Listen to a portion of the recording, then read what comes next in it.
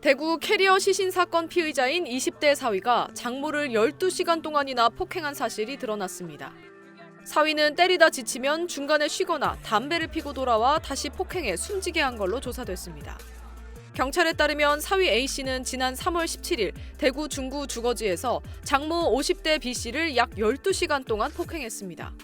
A씨는 늦은 밤부터 다음날 아침까지 폭행을 이어가면서 중간중간 쉬거나 피해자의 친딸인 C씨와 담배를 피우고와 다시 폭행하는 행위를 반복한 걸로 조사됐습니다.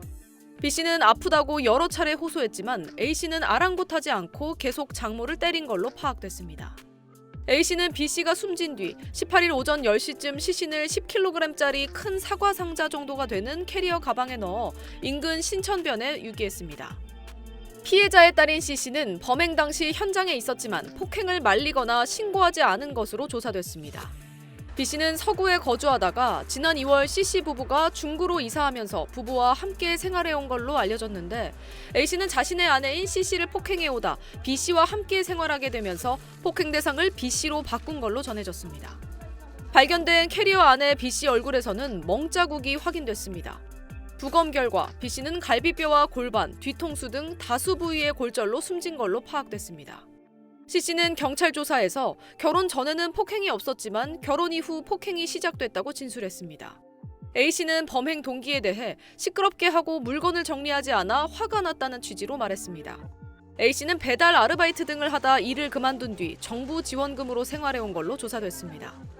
또 A씨는 경찰에 자신이 아내와 장모에게 잘해줬고 아내가 필요한 물건은 사줬다며 여전히 사랑한다는 취지의 진술도 한 걸로 전해졌습니다. A씨와 C씨는 모두 자신들이 장애가 있다고 주장하고 있지만 이들과 소통한 사람들 모두 이들이 의사소통에는 문제가 없는 상태였다고 진술한 걸로 알려졌습니다. SBS 김민정입니다. 50대 장모를 마구 때려 숨지게 한 20대 사위와 어머니의 시신을 함께 유기한 20대 딸. 이 비극은 지난해 9월 경산 한 빌라에서 3명이 함께 살면서부터 시작됐습니다. 사위는 혼인신고 직후부터 아내를 때렸고 지난 2월 대구로 집을 옮기면서 이삿짐을 제대로 정리하지 않는다는 이유로 장모에게도 주먹을 휘둘렀습니다. 경찰 조사 결과 숨진 장모는 딸이 맡고 있는데 어떻게 집을 나가느냐며 지속적인 폭행에도 집을 떠나지 않은 것으로 알려졌습니다. 혼인신고한 이후에 딸이 좀 폭행을 당하는 걸 보니까 이제 딸이 엄마하고 집에 가라 했는데 엄마가 네 이렇게 맞고 사는데 내가 어떻게 가느냐. 사위의 상습적인 가정폭력으로 장모는 끝내 죽음에 이르렀습니다. 남편과 함께 구속된 딸은 몰래 전화를 걸 수 없을 정도로 철저히 통제당했다고 경찰에 진술했습니다. 신고도 할 수 없을 정도로 통제했다면 남편에게 강요, 협박죄가 성립할 수 있다는 지적도 나옵니다. 통제한 정황이 확인되는데요. 이런 경우에는 정신적 피해 또는 심리적 통제로 가정폭력에 당연히 해당되고 형사적으로도 강요죄, 협박죄, 감금죄가 해당될 수 있습니다. 남편은 아내를 때린 건 맞지만 통제하지 않았다고 주장하는 상황입니다. 사위의 폭력에도 집을 떠나지 못했던 50대 장모. 경찰은 사위의 폭력과 통제 등 이번 사건의 실체를 규명하기 위해 수사력을 모으고 있습니다. TBC 박동주입니다. 대구 캐리어 시신 사건 피해자인 50대 여성이 결혼 직후부터 사위에게 가정폭력을 당하는 딸을 보호하기 위해 스스로 딸 부부의 신혼 원룸에서 함께 생활해왔던 걸로 조사됐습니다.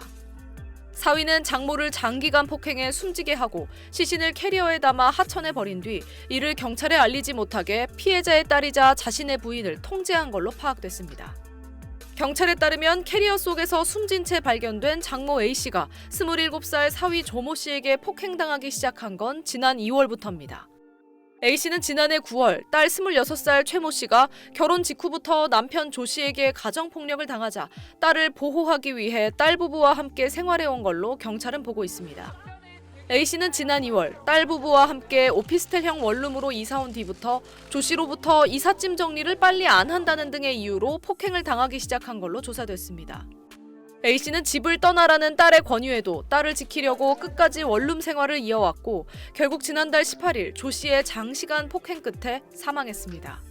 당시 조 씨는 A씨가 숨지자 평소 가지고 있던 여행용 캐리어에 시신을 담아 아내와 함께 도보 15분 거리의 대구 북부 칠성동 신천으로 이동해 버렸습니다. 이후 조 씨는 범행 사실을 경찰 등에 신고하지 말아라, 연락이 오면 받지 말아라고 하는 등 범행을 알리지 못하도록 아내 최모 씨의 일상을 통제한 걸로 조사됐습니다. 조 씨는 캐리어가 발견되기까지 2주간 좁은 원룸에서도 외출할 때도 내내 아내 최 씨 옆에서 최 씨를 통제해온 걸로 경찰은 보고 있습니다. 최 씨는 남편인 조 씨의 보복이 두려워 범행 사실을 주변에 알리지 못했다고 진술한 걸로 전해졌습니다. 경찰은 조 씨가 최 씨에게 저지른 가정폭력 혐의도 수사할 계획입니다. 앞서 지난달 31일 대구 북구 칠성동 신천에서 캐리어에 담긴 시신이 발견된 사건과 관련해 경찰은 이들 부부를 긴급 체포했습니다. 조 씨는 존속 살해, 시체 유기 혐의, 최 씨는 시체 유기 혐의가 적용돼 구속됐습니다. SBS 김민정입니다.